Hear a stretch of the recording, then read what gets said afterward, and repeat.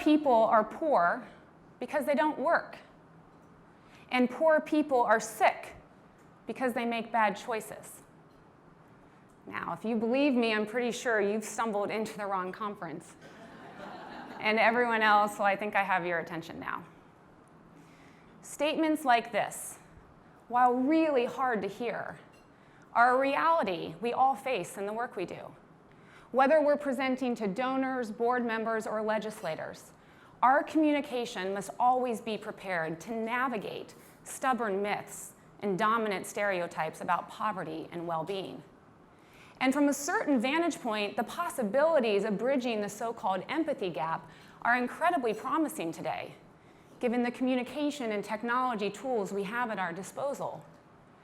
Yet far from shrinking, the empathy gap seems to be widening, filled not only by those who choose to make it wider and deeper, but by geographical forces, eroding the basic points of connection upon which empathy can be built.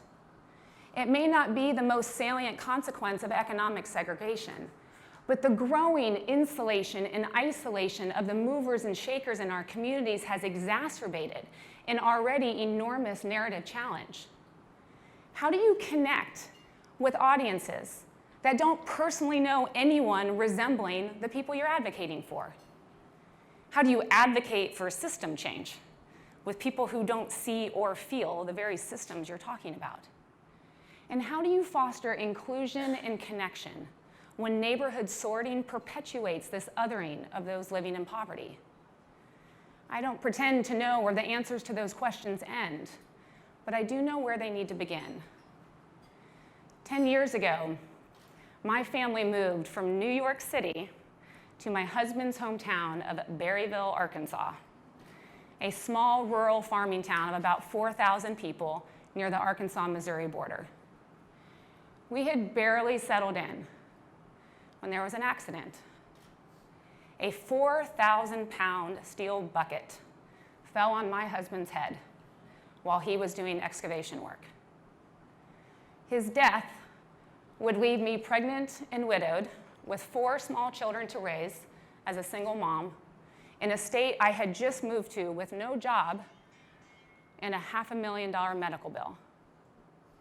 And yet, here I am today, remarried with 4 happy, healthy children, a great job, and financial security. Do you know that when people hear and talk about my story, no one ever asks how I did it? Instead, my story is almost always met with the exact same response. You must be so strong. That's a curious statement if you think about it, that reveals just how intractable this narrative is around comebacks and upward mobility. If you're successful, you worked hard. If you're struggling, well, work harder. The stark disparities of our neighborhoods simply provide the physical proof to this script, one where nice homes, good schools, and safe neighborhoods are the rewards for hard work and determination. Yet failing schools, run-down buildings, and crime-ridden streets are the predictable consequences of laziness and misconduct. Now, as advocates, this kind of cultural mindset can make us crazy, and we often just rail against our opponents for seeming greedy, blind, to an environment that creates so many vulnerabilities outside an individual's control. But we have to acknowledge that's not the story that the public's most familiar with. That's not the story on the cover of Sports Illustrated and Forbes magazines. And let's be honest, that's not even the story most of us tell about our own lives. When you and everyone you know are surrounded by wealth and wellness, a comeback story like mine is full of things you don't see. You don't see the $500,000 medical bill I never paid because my husband was covered under Arkansas workers' compensation at the time of his accident.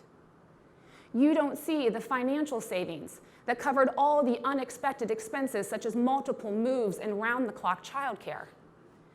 You don't see the ease in which someone who looks and dresses like me can move from New York City to the rural South and be fully embraced by everyone our futures would come to depend on.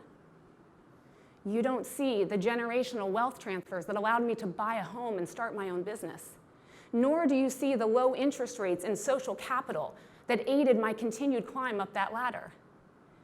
You don't see the advanced degrees, paid not through student loans, but in full by parents and grandparents, that allowed me to even consider a career in the nonprofit sector.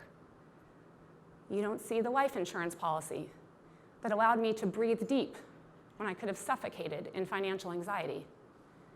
And perhaps most importantly, you don't see the empowerment and self-determination I experienced by being treated as a valuable asset in my community rather than a problem that needed to be fixed. No, you don't see any of that. So when people hear my story, they fill in the blanks based on that familiar script of "I think I can" success. You must be the strongest person I know. And let's be honest, who doesn't enjoy hearing that? Besides, life insurance, low interest mortgage rates, and compound interest don't exactly make for great stories, do they? But what's the cost of editing those factors from the script of our own lives? It's a high one that's carried disproportionately on the backs of individuals struggling to overcome the barriers of their surroundings. Can you imagine how my story may have unfolded if you removed all the scaffolding of assets and opportunities surrounding me? The crushing weight of medical debt and unexpected loss of my husband's income would have acted as a wrecking ball to an otherwise fragile existence. Burdened now with bad credit, high interest rates would make it virtually impossible for me to acquire the kinds of assets I'd need to step out of poverty. Stagnant wages and strong rental markets would force me to pay as much as 80% of my income on rent and utilities, exposing us to the constant threat of eviction and leaving nothing for savings. High deductibles and copays would mean that my children's asthma and allergies would go largely untreated, except for expensive and disruptive trips to the ER. Cheap food, high in sugar, would put us all at risk for obesity and diabetes, and the toxic stress of untreated grief, exhaustion, and hopelessness would increase all of our chances for high blood pressure, anxiety, depression, and substance abuse. On top of now being both poor and sick, I would experience stigma and shame from a myth that, instead of telling me now how strong I am, demonizes me as lazy and irresponsible. Research by the Chronicle of Philanthropy suggests that as wealth increases, people become less empathetic, less likely to engage with others, and less sensitive to the suffering of others. This is because as wealthy people become heavily clustered in a neighborhood, that community's giving rate decreases. Now, it would be easy to blame this on a failure of empathy, rather than what I think it actually is: an illusion of independence. When you can meet all of your needs through clicks, apps, and overnight deliveries, what need do you have for community? Especially from neighborhoods filled with people who were all too often dehumanized and marginalized as failures. Yet the community is precisely where the opportunity and capacity to construct empathy is the greatest. It's at the community level where leaders and advocates can prime audiences to stop alleging independence and start acknowledging interdependence. It's at the community level where systems, access to transportation, childcare, quality education, and financial credit begin to correlate with a sense of justice and a pride of place. It's where common goals around future prosperity can uncover bias and create cross-sector, inclusive collaborations. And it's at the community level where people once perceived as receivers can now be embraced as worthy contributors, not as depressing statistics, but as real people filled with promise and hope. While policy is absolutely critical to improving systems at scale, we can't cultivate public support for those policies without empathy. And empathy, just like wealth and wellness, has to be built. Sure, we have all the sophisticated tools in the world to inspire empathy for a minute, but if we truly want to mobilize and sustain it, well, then construction has to begin in our own backyards, with our own stories, in our own networks, and in our own communities whose futures we're deeply invested in. Thank you. Good morning, everybody. Well, I will just say it is a real privilege and an honor to be here. It is a real privilege and honor to step into this conversation, given the really incredible context and personal story Sara just shared. And so we will build on that and in that frame. I am equally privileged to be sharing the stage with a group of leaders and thinkers and doers who are going to help us take this conversation around health and wealth and community and put it into really tangible terms for us and for our work. So let me just acknowledge our panelists. Next to me, we have Dr. Ray Bignall, who joins us from Nationwide Children's. He is a professor of pediatrics, and I will say that Nationwide Children's in Columbus, Ohio, is one of the leading healthcare institutions that is thinking about what does it mean to improve health in the community? What does it mean to really address social determinants of health? Next to him is Noel Poyo, who is the executive director of the National Association of Latino Community Asset Builders. And they focus on building assets for Latino families, communities, and organizations in order to advance economic mobility for low-income and moderate people of color. Their offices are here and in DC, so he has local context and expertise, especially for those of you looking for where to go to dinner tonight and things to do while in San Antonio. And next to him is Annie Harper, who joins us from Yale University. She has a Ph.D. in cultural anthropology, and her work is focused on how to support low-income people, in particular with mental illness. And that's an important part of how we want to think about health and well-being in its broadest terms. So my job as the moderator here is to do a couple of things. One is to recognize that I am coming to this conversation as a health funder. And I want to bring to you a little bit of perspective from the health side and from the funder side, to be able to look at the work that these three individuals are doing, leading, and bring out what are the implications for us as funders. So that's one of my jobs. The other part of my job is to make sure that they can share their work. They can help answer this question about, what is happening at the intersection of health, wealth, and community in order to have a conversation with you. And this is our prompt to you to say, we want to open this conversation up. So we have 15, 20 minutes to really hear from you about what is it taking, what does it mean to try to make this work tangible.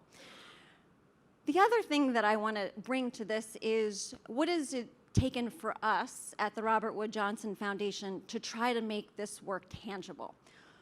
We can all sort of instinctively understand the deep connections between health and wealth and what it means for our pursuits of asset building, our pursuits of equity, of our pursuits of making our communities healthier, better places to live. But we want to be really practical about where do you start. And one of the things I want to say about where you start has to do with the fact that this is the first time I've been to the Asset Funders Network meeting. In fact, I don't know that 2 years ago I even knew such a meeting or network existed. And it's intimidating, right? It's intimidating for us to walk into a room where, unlike the panel before us, I look out and I don't know anybody, or I know a couple people maybe by name. And to walk into a conversation where you don't necessarily know all the content or the policy or best practices. And I think that's one of the first big takeaways for all of us in this work, is that no one of our sectors, no one of our organizations is going to be able to do this alone. And we need to be able to kind of humble ourselves to walk into conversations, into meetings where we don't know anybody. We don't know the content. The more I find myself walking into meetings where I know everybody, and I know what's going to be on the agenda, the more I'm thinking this probably isn't the right meeting. So if there's no other practical takeaway, it's how can you open the door to other partners, funders working in other sectors to have this conversation. One of the things that really struck me when Joe put up his slide about the issue domains that you all work in, a couple of things actually. One was a real appreciation for recognizing health and equity is somewhat cross-cutting. and what I would say as outcomes, really. And those issues are, in some ways, health issues. Increasingly, we see, work on education, work on income, employment. Those are health policies that at the end of the day are going to lead to changes in health outcomes. So a couple of the kernels of our evolution that I just want to share that I think resonate in terms of this even notion of journey is that the Robert Wood Johnson Foundation has, for its 45-year history, focused on improving the health and health care of all in America. And for the first 30 years, it was a very kind of traditional sense of, what do we mean by health?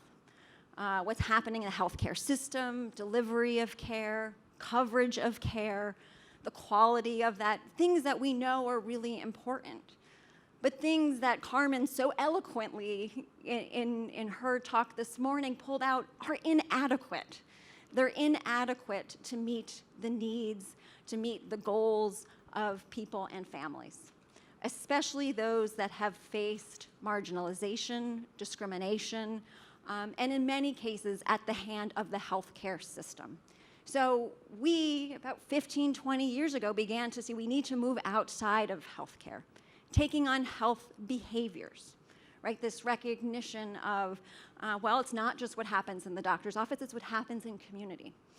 Our work in childhood obesity, for example. Well, that is an epidemic that we continue to see. But taking on the issue of childhood obesity for us meant that we needed to move beyond the sort of notion of individual behaviors, that obesity was the result of poor choices around diet or poor choices around exercise and activity. And our work was really about changing the frame that, no, it's really about the environments and how the environment and the opportunity you have as a family, as a child, as a community to make decisions about healthy eating and exercise and active living, well, that was where we needed to put our focus. I think the realization for us about even just sort of changing environments to influence behaviors and its inability to move the needle on chronic disease, on issues like obesity, really drew us into this question of, and this charge to take on building a culture of health. And that really has become our North Star, with culture being sort of the focus there. How do we create a culture? How do we create conditions and context that allow everyone the opportunity to reach their best possible health and well-being, not just putting emphasis on health, but well-being. So that journey for us of focusing on culture has been driven as well by how do you put health equity at the center? How do we create a culture that not just creates the opportunities for all to be healthy, but recognizes the systems and structures that have prevented so many from being healthy in the first place? How does creating a culture allow us to tend to the impacts of racism in our communities, into the ways that the built physical, social environments that we've created in the places where we live have such a profound impact on health? Our work very much comes out of a public health tradition. We put a lot of emphasis on data. We've talked about data before. Data like life expectancy data at the census tract that allows us to see the huge gaps in opportunity and real health outcomes, neighborhood to neighborhood. The opportunity to couple that data with stories to try to change the conversation in communities about what drives health. How to use that data and to use those stories from residents, from various stakeholders and communities, to also influence and engage other sectors. For the past 5 years, trying to bring health, healthcare, and community development together to think about what does it actually mean to sort of transform the way we invest in communities, and how can community priorities, resident priorities, really be driving the pipeline of what is invested in a community to sort of transform, to create the physical infrastructure, How do we create and engage in sort of civic engagement? How do we engage people in opportunities for leadership and addressing not just the policy agenda that we know promotes health, but the policy making within a community writ large? So for us, this work is work that we know we alone can't do. We know it's work that we can't do alone in the health sector. And it's work that we see as profoundly local in many ways. There's an important role for state and federal policy. We've talked about that. But there's something catalytic about transforming the places where we live that we have pride in. And that is part of where I want to take this conversation.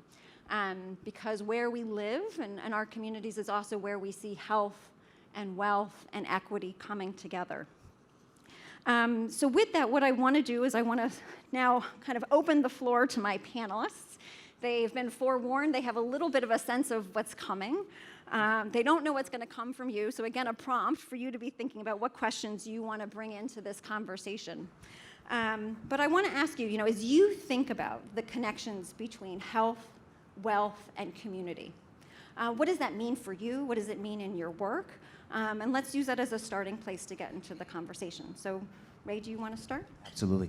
Thank you very much for the opportunity to speak to you all today. I'm excited to be here. I had the privilege of speaking at the AFN meeting in Arkansas a few months ago. Also my first time hearing about this weird band of funders who are all concerned about the well-being of our community's health and financially. And so it's just a real pleasure.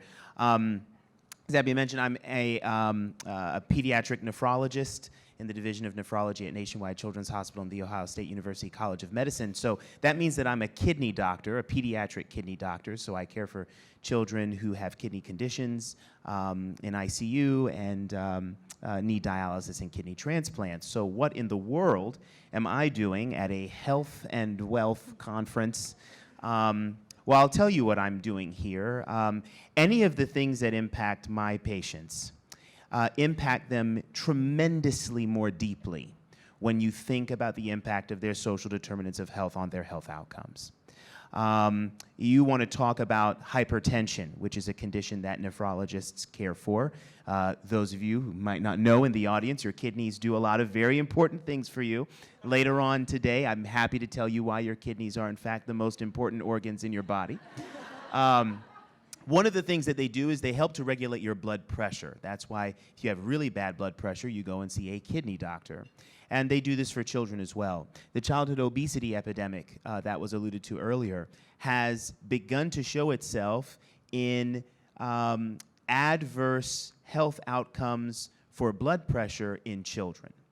And I have clinics several times per week, and I would say probably half of my patients are coming with elevated blood pressure, the vast majority of whom have elevated blood pressure because of obesity. If I am not, as a kidney doctor, advocating on behalf of healthy school lunches, where most of these children are getting their nutrition, because unfortunately many of them are food insecure when they leave school and go home.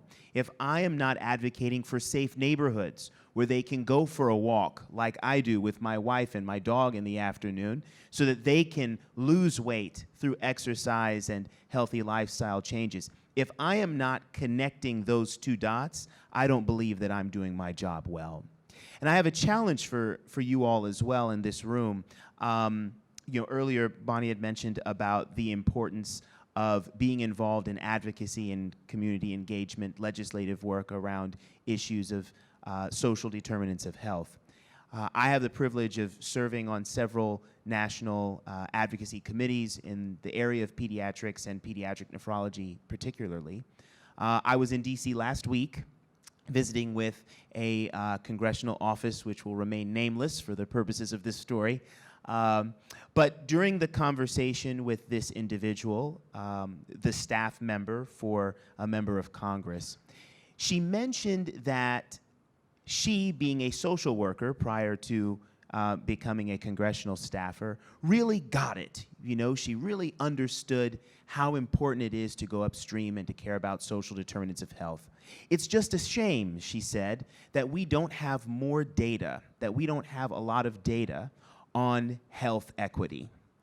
And it blew my mind because we literally have decades worth and reams of data that could fill this room over and over again of solid research, peer-reviewed research that shows the value of social determinants of health interventions and the peril that health inequity places on our communities. And the fact that she, and presumably her boss, a member of Congress, does not appreciate that this data exists and that this data is impacting our social health, economic health, as well as our physical health, should really be a clarion call to arms for every one of us in this room, that the people who are making those policies don't even know that this data exists, and yet they're making these policies that have this grand effect. So that's sort of what vivifies the work that I do as a physician and as a physician advocate, trying to make these important changes in our community. And I look forward to hearing from you guys and your question and answers later. Great. This thing's going to pick up. There we go. My name is Noel Poyo. I'm the executive director of NALCAB. So, boy, you served this up perfect. So I'm the guy who's not a doctor on the panel. I finance housing. I finance small business stuff. I do consumer protection work. I like to think of myself in the doing business. And we've got reams of data. We know a lot of what works, right? But to go back to the previous panel, I believe it was Janice Bowdler who was talking about, but if our systems can't incorporate what we know, what's going on, right? And so we think about this sort of connection between health and people's wealth or people's financial position or stability, both at the household level and then at the neighborhood level. And for example, we know, Raj Chetty's research was brought up, we know a fair amount about if we can create housing that's affordable to low-income people and place that housing in places that give them access to all the things that we know are good for economic mobility and health, employment, quality education, healthcare resources, et cetera, that we're going to get an outcome, right? We do not need more research on this. We know this, right? So what about our housing finance systems determine where we build housing? Well, first thing's the cost of land, right? And if you're trying to build something affordable, you're trying to get the lowest cost land. Where is that lowest cost land? It ain't next to assets, right? And as neighborhoods that are neighborhoods we view as needing revitalization, right, become more popular, maybe gentrify, to use a word, right? The land values go up, and so we stop building things there that people will need in 10 years, or maybe 5 years, or depending on the neighborhood, maybe 18 months, right? And so if we can, changing that housing finance system to incentivize acquisition of land in places where we want it, requires a public sector intervention. You cannot expect the private sector to lose money on a deal, right? Private sector is great at building, right? They're not good at setting and implementing public policy, right? And at the household level, we think about things like, what's the relationship? We've got millions of people living in multifamily housing in this country, multifamily rental housing. And the stress of paying that rent and that relationship with the property manager, right, is in many people's lives absolutely central, right? And even your ability to get access to these things, right, is more and more driven by your credit score. So we've worked with the Prudential Foundation to do a process of reporting, putting in place rent reporting to credit agencies in affordable housing communities, right? And we think this is particularly impactful for people who have thin files, right? Or people who have no credit whatsoever, which, by the way, are immigrants and heavily Latino in this country, right? And lots of other people too, but this is the community I'm working with, right?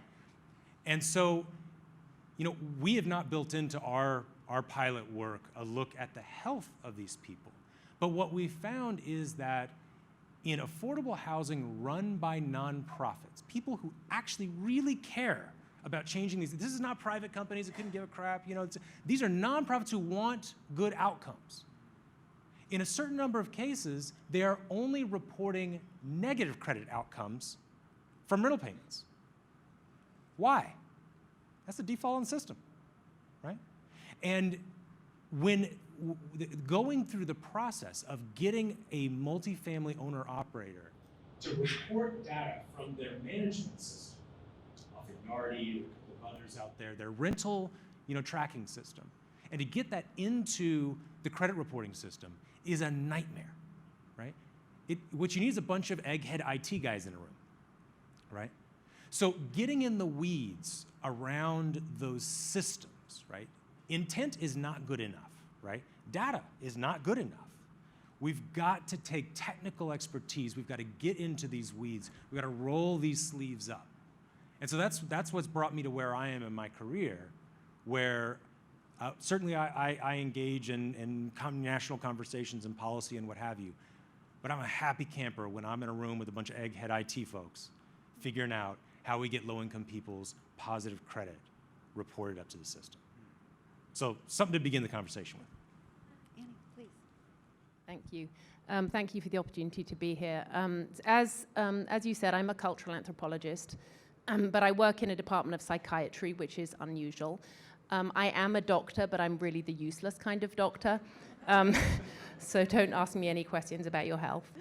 And actually, even though I work in a department of psychiatry, very little of my work has anything to do with health in a direct way. So my focus is on trying to understand the connections between poverty and mental health.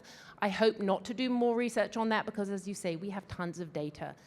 I work primarily on trying to understand how the financial services system, by that I include banks, credit unions, all the way to kind of retail finance, any kind of a sort of money management tool to help people live in the moment and plan for the future, and how people with mental illness who are low income engage with that sector and how it affects their lives.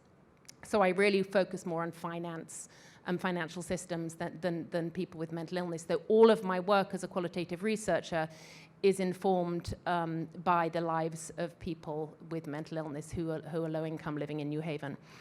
I wanted to just speak a little bit about where I think we should be focusing our gaze as researchers, making the point that as any type of research we do in this realm has to be action-oriented because we have enough data to prove our point about causality. What we don't understand is how to make change. And so I live in New Haven. It's a small community, 130,000 people, but we're a city. We share the distinction with San Antonio of being one of the most unequal cities in the country. We also have Yale University, where I work. Yale University is not just incredibly wealthy, it's one of the foremost academic institutions in the country, right? So you would have thought that with all those brilliant ideas, the deep poverty and inequality that exists in New Haven would have been solved. There's tons of people like me at Yale trying to understand poverty and how to get rid of it, blah, blah, blah. The zip codes, or actually it's census tracts, because in New Haven, zip codes are incredibly disparate. Those poor neighborhoods have been studied to death. We study them intensely. Then professors leave and get tenure somewhere else, and the new professor comes and studies them intensely, as do the students. You can imagine that people who live in New Haven don't necessarily think that much of Yale because enormous amount of data is drawn from those communities and very little changes. So one of the things as we think about place, race, economic mobility, what I'm trying to grapple with, and I don't have any clear answers here, is how do we understand not poverty in zip codes where poverty is high, how do we understand how zip codes where poverty is not high, primarily white, wealthy zip codes, we need to understand more about what's happening in those neighborhoods because there is a strong connection between wealth and whiteness and poverty and people of color.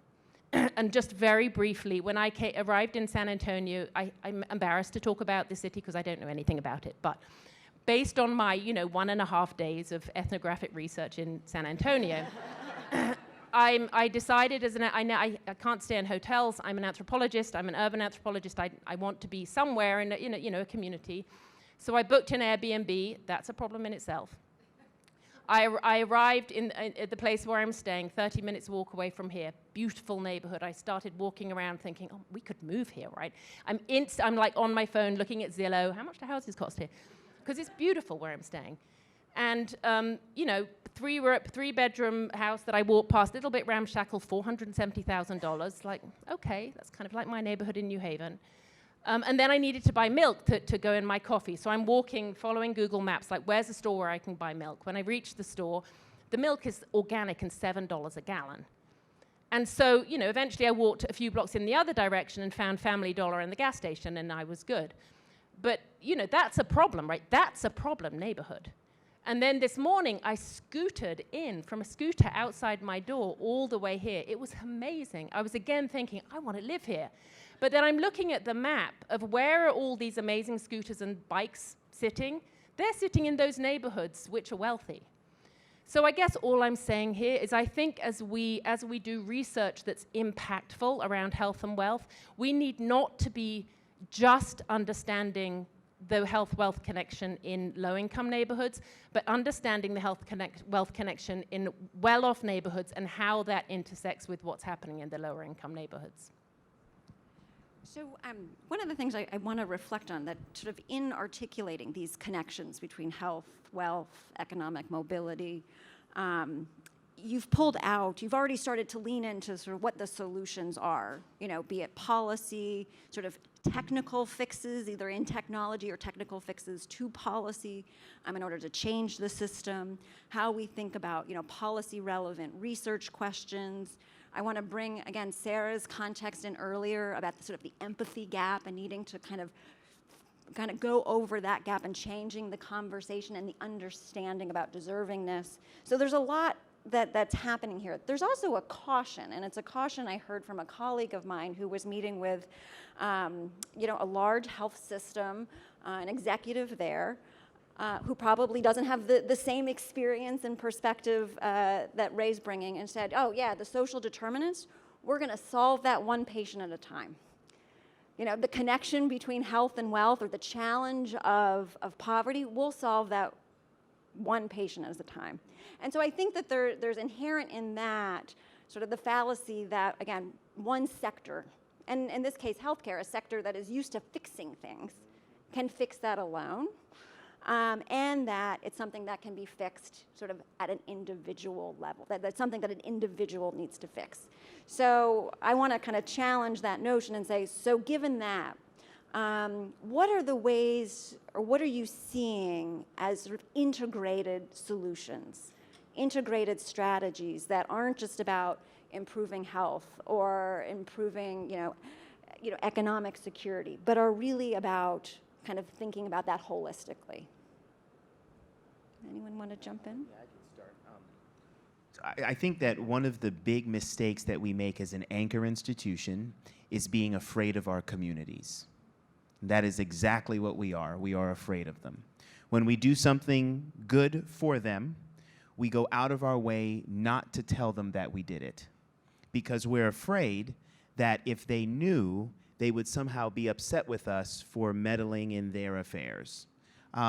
Perhaps you are familiar with, those of you who are with large organizations might understand the hesitancy to brand the good works you're doing in the neighborhood because of fear that the community already has a very negative opinion of your organization. And if they were to know that, oh, this is just something else that the anchor institution has done for us, they would somehow be upset with the help that they're receiving.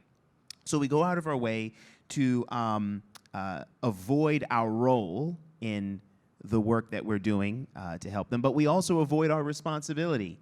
We don't want to hear their feedback about how successful we are or unsuccessful we are in that investment that we've made. So I really think that our fear of working with the community is at the crux of much of the challenge that we have in seeing positive change. Positive change that is created by the work itself. I hope that that makes sense to people in this room.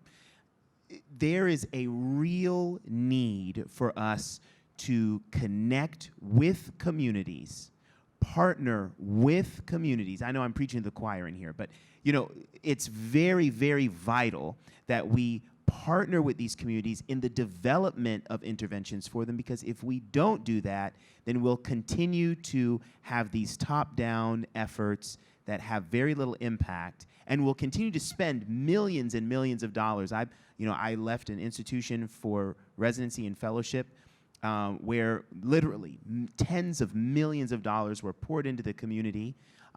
There was an opportunity for us to expand our campus, and we ended up doing so in a way that was going to negatively impact some of the infrastructure in the neighborhood, a predominantly African-American neighborhood, as most of these high-level academic hospitals are located. And I remember at one of our listening sessions where we were just sort of getting shouted down by everyone in the community who had very real frustrations about what they were seeing from us as an institution. One of the community members said, "We don't even see what is it that you have done for us in the last 5-10 years, you know?" So for the community member to say that after our institution had just spent literally tens of millions of dollars in the neighborhood for the last 5 to 10 years, it would be disheartening to any hospital executive who's appropriating that money. And it suggests to us that we need to do a better job of helping the community to see what it is that we're doing and value what it is we're doing because they were part of it in the first place. So briefly, another thought. In the previous panel, there was a discussion about we need to be careful about universalizing good ideas, because the good idea here may not be such a great idea there. And so to offer just a couple of examples, we have in our policy really integrated the idea that if what we want to do is to help people be mobile from very difficult environments, right? We want to help them move, right? And it was brought up in the previous panel, the sort of the backhand that comes with that sometimes, right? But our real estate market today in this country has added a whole nother layer, right? So particularly for urban Latino communities around the country, although it's true for many communities, the idea that you want to move out of a neighborhood that has been appreciating at a breakneck speed for the past 10 years may be running away from opportunity, right? And so does that make mobility a bad idea? No, it does not. Mobility is a great idea for some people in some places, right? But universalizing that and letting that drive our policy means that we're walking into gentrifying neighborhoods and telling people, no, what's good for you is to leave. I'll be damned if I leave. That's what I hear, right? And so then how do I get the tools so that I can stay, right? And how are those tools in fact going to be connecting me to, and this goes to the second point, is data tells me this census tract, this block group, is a mess. Look, I've got a longitudinal study over the past 40 years. Are you projecting forward your market data for the next 5? Because census tracts, block groups change. Real estate markets change rapidly. And so we have to be not necessarily studying only backwards, right? But also projecting forwards. And for us, what that means is we have to purchase proprietary market data and be able to go toe-to-toe with the largest developers out there to know faster than they know, right, what's going to be happening in that neighborhood, right? And similarly, our focus on being data-driven, data-driven, that's a good idea. We all believe in that, right? Except that we do have to be careful when we are screening people and opportunities and projects and thoughts out because there is not enough data. At some point, we have to get over our need for everything to be proven before we dump money on it, right? Because, surprise, surprise, the dollars that prove that data may be moving in biased ways. And so the things that are proven in places and for people that maybe didn't need that dollar just quite as much. Does that mean we throw out all of our data and stop, just start picking on the map with our eyes closed? No, it does not, right? But it does mean that we need to bring another level of analysis to being data-driven, right? To our obsession with everything being already measured, right? The idea of what is a promising project rather than a proven project is probably a really important thing for us to spend more and more time on, right? Because if the community can look at you and tell you what's promising, right? And there's some data there, but there's also a lot of lived experience there. Maybe we should be listening. So some other thoughts for the conversation. One thing I just want to draw out, and then we'll go to Annie, about changing communities, right? And for us, it's a question that we've kind of challenged ourselves with, because you could make a community healthier, right, by putting in parks, new housing, trails, and what you see is the residents that live there, the residents who have historically faced, real challenges to health and well-being, getting pushed out in this case. And so folks moving in, sort of more affluent, healthier people moving in. So if you're just looking at the data, the health data, what you could see is, wow, this is a community that's gotten healthier. And really what it is this is a community that's changed. And one of the interesting projects we've been working on is, well, what does it mean then to really understand how a community is changing, and what does it mean for the health and well-being of residents? We had a hypothesis that the stress of changing, or seeing neighborhood change or gentrification, would have a negative health impact. That's sort of a hypothesis that a lot of people have. And in one project that we're funding, what we're finding is when residents believe that the changes for them, there's actually a positive health benefit. There's a benefit around well-being and a sense of engagement and ownership of that change. So this is still work that's new, but it's helping us understand how these changes in neighborhood that are very much tied to, investment in neighborhood and asset building have a real impact on health and well-being. So it's really connected there. Annie, some last thoughts from you, and then we're going to open it up to the group. Thank you for bringing up I think both of you did really, the value, or it's not even the value, the fact that everything we do has to be informed by really the experts, who I doubt really are in this room mostly, is people who are experiencing the things that we define as problems. So yes, rooting everything in community. I'm lucky enough that one of the unique things about the program where I work at Yale is that we employ, as colleagues, people with lived experience, always of mental illness, but also of incarceration, poverty, and substance use. As colleagues, complete equals. Yale makes it difficult because they don't have the qualifications they need to fit into certain categories, but nonetheless, my program pushes for it and makes it happen. And it means that, my thinking since I joined that program 7 years ago has changed fundamentally, because you can do any number of focus groups, you can do any number of interviews, whatever it is, but working with someone as a colleague, getting to know them over time, and recognizing their lived experience as a qualification that is much better than the one I have, for me has made a profound difference. So I really just want to flag that as an absolute key thing that needs to be done. Just to speak briefly about, so my work is financial systems, people with mental illness who are low income. I'm glad that it seems every conversation I've been part of today and yesterday is recognizing that working with individuals is a limited strategy. It's essential, but it doesn't change things on a sort of system-wide level. For me, the concentric circles is individual mental health care system, because that's where most people are spending time, and then financial services system. Neighborhoods absolutely matter. But the one I focus on is what are the financial services system that people are operating in.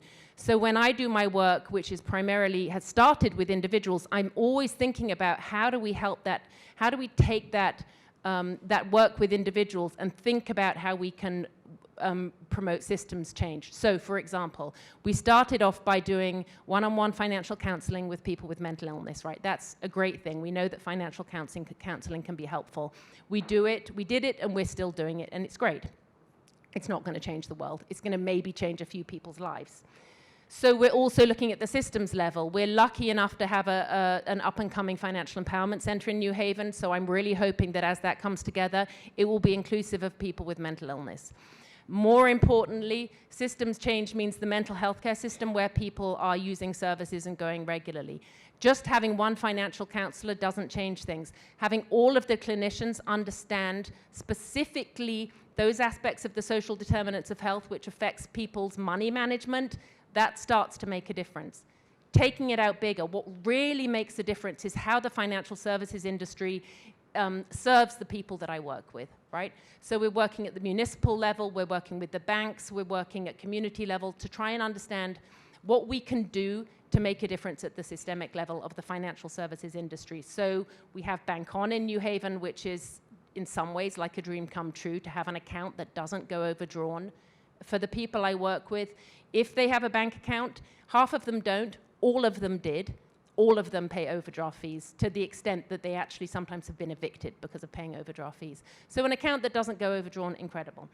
I'm working with the Yale Law School on, we're writing a report to push banks to develop products and features that actually meet the specific needs of people with mental illness. I'm given that housing is so important, working with New Haven legal assistants on understanding financial predictors of eviction so we can help people before they actually get to the point where it's almost too late. Understanding how debt affects people in the city. From our work with individuals, we learned that debt is deep, multiple, and profoundly affects people's mental health. If they have a mental illness, it's terrible. If they don't have a mental illness, it affects their mental health. So trying to understand how debt affects people in the city, but again, action-oriented. So what kinds of debt can we actually make a difference with here and now? Property taxes, vehicle taxes, parking tickets, fines and fees. Those are things that we can potentially impact policy-wise at the municipal level. Consumer protection laws at the state level. There are ways that you can take that one meeting with an individual and work all the way up to understand the systems that need to change and thinking about what policies you need to make those changes. So that's what we're trying to do in our work. That's great. Thank you for that. And that's a great note for us to pause, invite Sara to come back to the stage and open it up for your questions. Had a great conversation and insight. My question is for you, Dr. Harper. I really appreciate, trying to be close to, the people that we're serving and everything. And not trying to be provocative here, but I'm not sure if you're familiar with Malcolm Gladwell's kind of discussion on the Ivy League schools and their endowments and everything, and how it's untaxed, and how the American taxpayers are paying more for the average Ivy League student than, let's say community college. It's like between $2,000 and $4,000 for a community college and $70,000 for a Yale student. So, you being on the inside, just wanted to see if there's any discussion around that and what the consensus is within your team and coworkers there. Hello. Thank you so much for saying what I didn't have time to say, and I was trying to get at the beginning, that I believe in New Haven, Yale is the problem. I mean, Yale, there's lots of problems in New Haven, but Yale is a big one. It's potentially a solution, and it does do some things which are helpful, but ultimately, structurally, Yale is a problem in New Haven, and that's the main reason why. That Yale owns almost 50% of the taxable property, would have been taxable property in New Haven. It's buying up more and more. New Haven's tax revenue is, I think, 25 to 30% of what it would be if Yale paid taxes. And the payment in lieu of taxes, which is what the state, i.e. Connecticut taxpayers, pays New Haven because Yale doesn't pay taxes, covers, I think, maybe 10 or 20% of the shortfall. That is a fundamental structural problem and that's why I think I was saying that our gaze needs to shift from poverty, poor zip codes, to understanding wealth and how wealth of institutions like Yale is actually part of the problem. So thank you for bringing that up. Oh, and sorry, in answer to your question, no, not nearly enough is being said about it. To some extent in the city, within Yale, absolutely not. So that, again, huge part of the problem. There you go, Megan. Thank you. Hello, Megan Tybus from United Way in Detroit.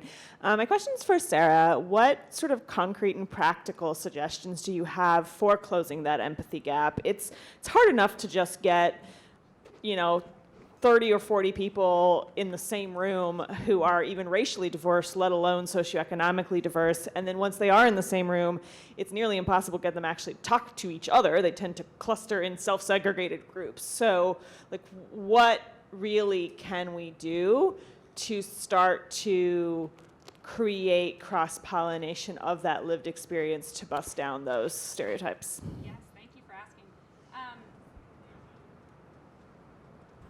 I think he has to turn it on. There you go. Thank you.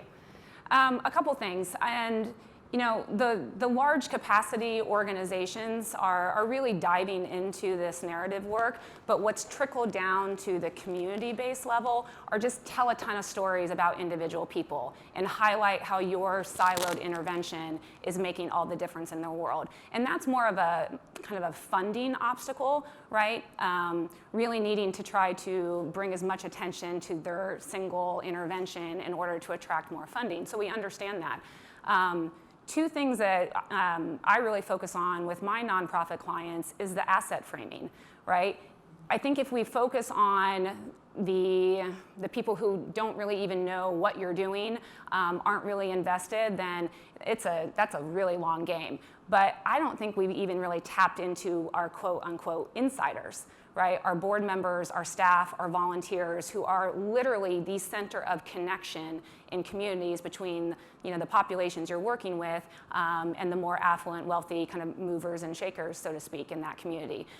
So really digging into moving away from deficit framing, right? We serve at-risk, vulnerable youth.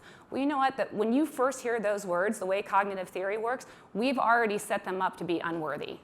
Right? So I can't remember who said it, good intentions aren't cutting it, right? And these are our insiders. These are our on-the-ground advocates. And one of the reasons why they're doing that is because, of course, the fundraising, world is like, urgency, crisis, get people's attention. Well, that's a short game, right? But you're really cutting everything off by not focusing on the long game and unintentionally making your advocacy and your work so much harder. So really trying to provide, and we have it now, we have the tools from Be Me Foundation and other Frameworks Institute, how to use a values-based and asset frame with the beneficiaries and populations that you're working with.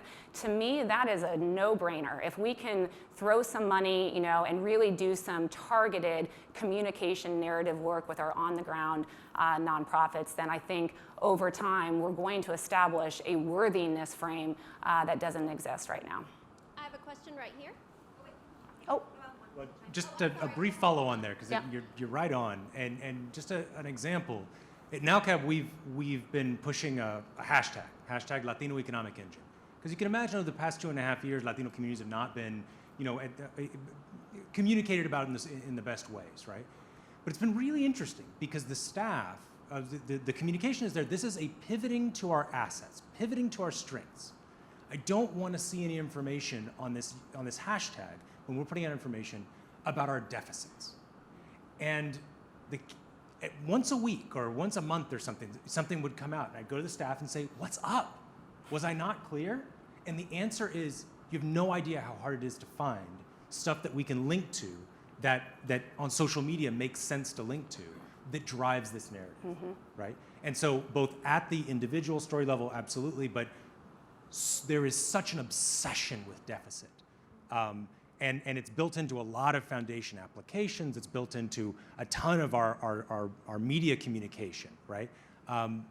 That's something that's actionable that I think folks could find ways of making small steps. Go ahead. So my question was about to Noel about the alternative credit reporting, and you said that nonprofits are reporting negative information about rents, but not positive. And my understanding of this, I think, is that not that they're reporting missed rent payments, but that they're reporting legal actions like evictions. And that when you push to include utility bills or rental payments in a credit report, that there's the risk of, the late utility payments. Utilities, often people can let slide because they won't get evicted. They'll get 60, 90 days. Rent payments too, that, in addition to reporting, on-time rent payments, you're also going to have to report late payments. And I just wondered if you could speak to that risk. And Yeah, absolutely. You are Joe? Joe Evans, I'm at the Kresge Foundation. Great. Yeah, so we've actually had a lot of conversation about this. And we have, there are, and it's not just nonprofits, there are lots of organizations out there that are, depending on there might be different cut points. It may be the legal action. There are other negative payments or negative outcomes that get reported. But we began actually with a system which was only positive payment reporting. But the truth is, when we step up, I mean, what we're trying to do is to differentiate between a huge group of people that the current credit scoring system says is a no-go, right? Some of those people are a no-go. We should not be lending, right, to folks that shouldn't be getting credit, right? The trick is, how do we find those people, that huge number of people that actually are good credit risks? They're inappropriately identified as a negative credit risk or bad credit risk by the system. And so we've actually decided to go ahead with a system that reports positive and negative. One, there's a great deal more positive payment than there is negative. But the fact is that rental payment is actually one of the single most reliable sources for understanding whether people should be getting credit for a mortgage, for example. And so we want to differentiate between who has got a good credit history in their rental payments and who does not. And so that may not work out in favor of all people. It's absolutely true. But in terms of what we think the real outcome is, we've opted actually to go with a system that reports all outcomes. And our data so far shows that on aggregate, there are really extraordinary movements in positive credit for populations, particularly those that are thin file or no credit.